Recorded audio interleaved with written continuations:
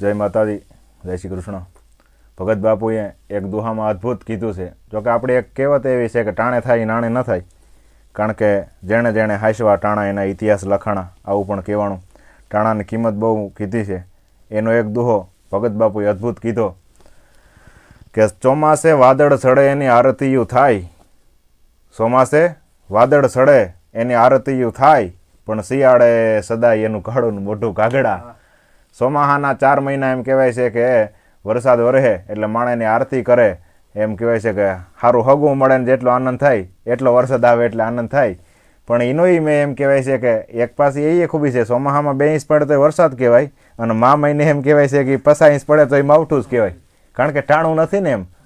એમ ચોમાસે વાદળ સડે કારણ કે એ ટાણાની કિંમત છે, તેથી માણસ હરખાય, અને શિયાળે સદાય એનું કાળું મોઢું કાગડા. એ માંડવીના પાથરા પડ્યા હોય ને પછી જો આવતો હોય તો એમ આપણે એમ કહીએ કારા મોઢાવાળો ક્યાં આવ્યો એમ. એટલે ટાણાની કિંમત છે, શિયાળે સદાય એનું કાળું મોટું કાગડા.